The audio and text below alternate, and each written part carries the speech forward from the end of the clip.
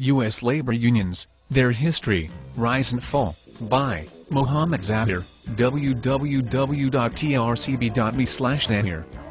The trade union movement in the U.S. originated during the early years of the Republic. As in other countries, skilled workers were the first to organize and form unions.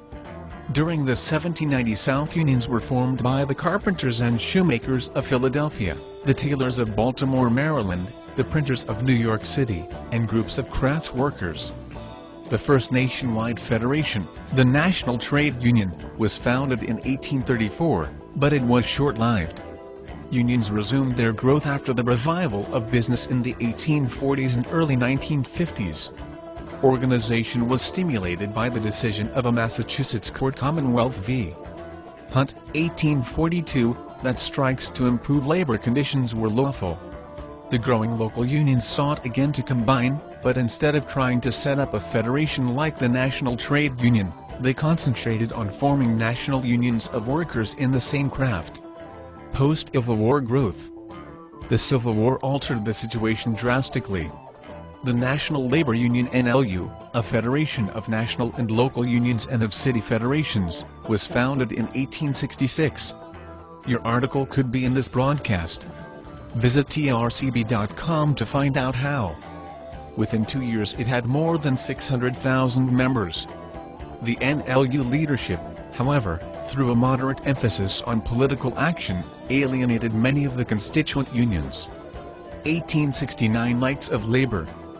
The 1870s were marked also by the steady growth of the Knights of Labor, originally a secret fraternal order but later a so-called inclusive union, that is, one embracing workers in all trades as well as common laborers. Its demise began after the Haymarket riot of 1886, when it was wrongfully blamed for the death of 7 police officers.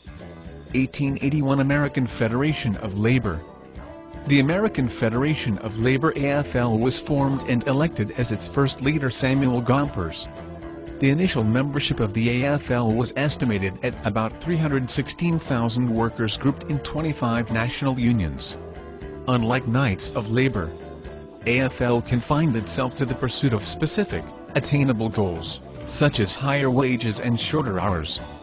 The AFL renounced identification with any political party or movement and adopted instead the policy of urging its members to support candidates for public office considered friendly to labor, regardless of party affiliation, and to vote against those regarded as hostile.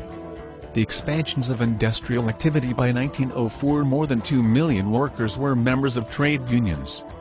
Almost 1.7 million belonged to the AFL. Yet most employers remain bitterly hostile to the unions.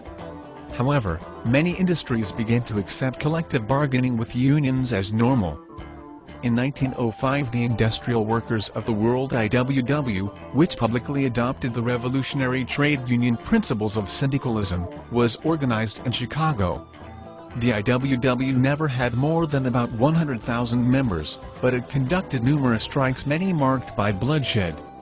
The first women workers became members of unions, notably of the International Ladies Garment Workers Union (ILGWU).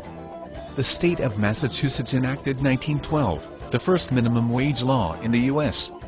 By 1920 trade unions had about 5.1 million members, of whom more than 80% were in the AFL. Union defeats and decline. The trade union movement declined during the 1920s.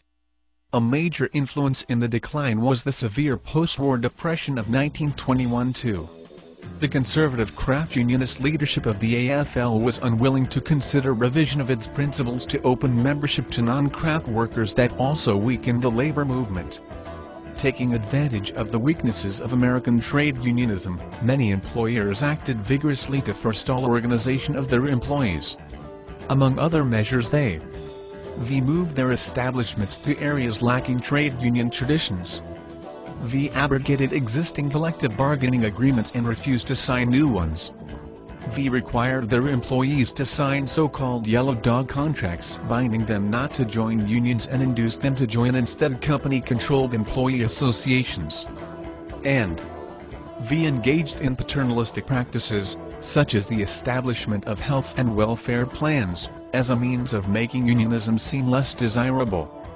For these and other reasons, union membership dropped from 5.1 million reached in 1920 to fewer than 3.5 million in 1929, while company-sponsored employee associations rose from an insignificant number to about 1.5 million. 1938 Congress of Industrial Organizations.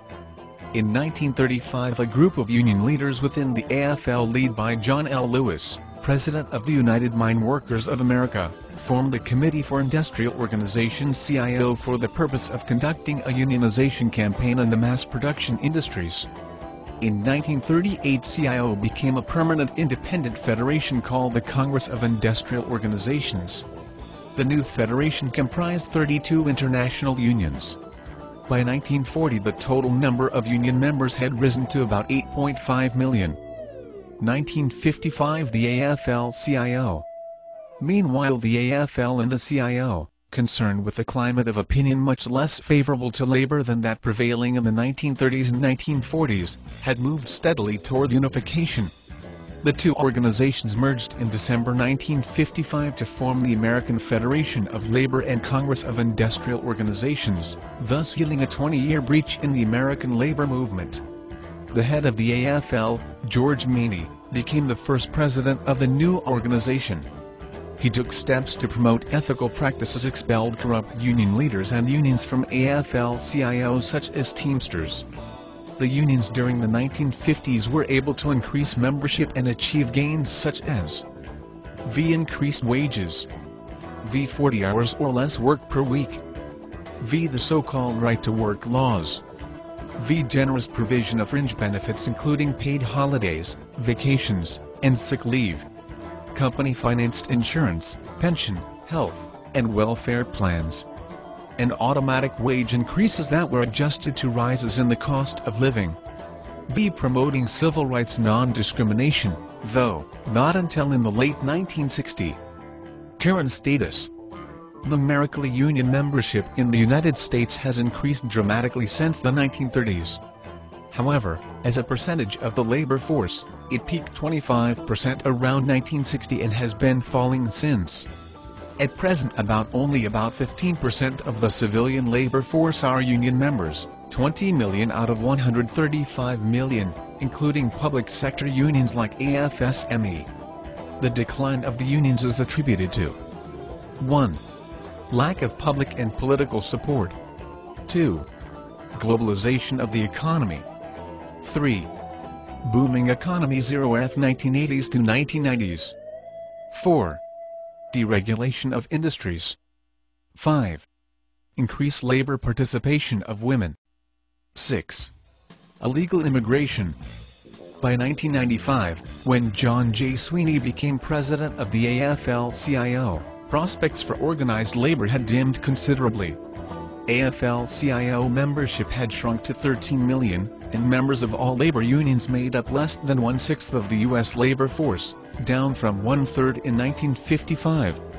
Pressing problems included the outsourcing of manufacturing jobs to foreign countries where wages were much lower than in the U.S., an apparent disinterest in unions among young workers, and the erosion of organized labor's legal rights, economic leverage, and political influence, especially since the early 1980s.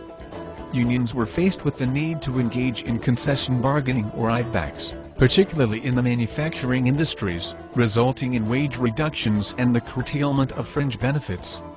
Divisions over the future of the labor movement became evident in July 2005 when three of the largest AFL-CIO affiliates, Hay Service Employees International Union, the Teamsters, and the United Food and Commercial Workers broke from the Federation to establish a rival alliance. Their departure left the AFL-CIO with only about 9 million members in 53 affiliated unions. Source: http://www.history.encyclopedia.do *articleid equals 224,387. Visit trcb.com for more great articles like this now.